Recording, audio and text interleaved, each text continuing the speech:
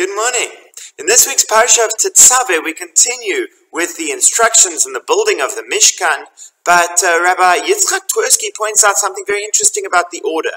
He says when the Torah describes the order of all of these constructions, we start with the Aron Kodesh, the Holy Ark, which contains the tablets. Then we go out into the main body of the temple, you could say, with the menorah, with the table. Then we go out into the actual structure itself, and then the courtyard, then the altar in which they offered the sacrifices, the Kohanim, and then we have the golden altar used for incense, which is in the temple itself in the same place as the menorah and the table. So it's very strange. It's a progression from inwards, outwards, outwards, outwards, outwards, and then suddenly back in again.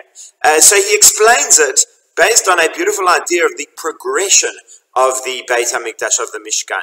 He says, what is the key idea of each place? The Kodesh HaKadoshim, the Holy of Holies, in which we have the temple and the Ark, is the place that symbolizes, that represents the revelation at Mount Sinai. This is where human beings meet Hashem.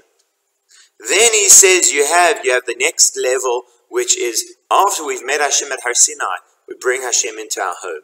That's what the area of the Kodesh means. We have the menorah, we have the shulchan, a person's home, which has a table, which has illumination. Those really are core things for the home. It's a place where you live. And so what we have in the next stage of the temple, after we have encountered Hashem in revelation, we bring Hashem into our homes and experience Him within our daily lives. Then after that, you have the greater structure of the Mishkan and the sacrificial service and the idea of the avodah, which connects us to Hashem.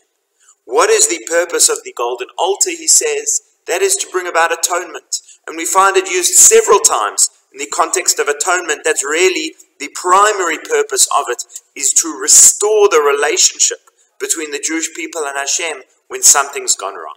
And he quotes the Ramban by saying that what the Mishkan is, the way the Mishkan is described here, the way the Mishkan is described in a couple of parashas' time, reflects Hashem, the difference between Hashem's original plan for the Mishkan and the actual carrying out of it. In the original plan, there was never supposed to be the golden calf, but shortly we'll have the unfortunate incident of the golden calf, and afterwards we then have the revised plan, you could say, for the Mishkan.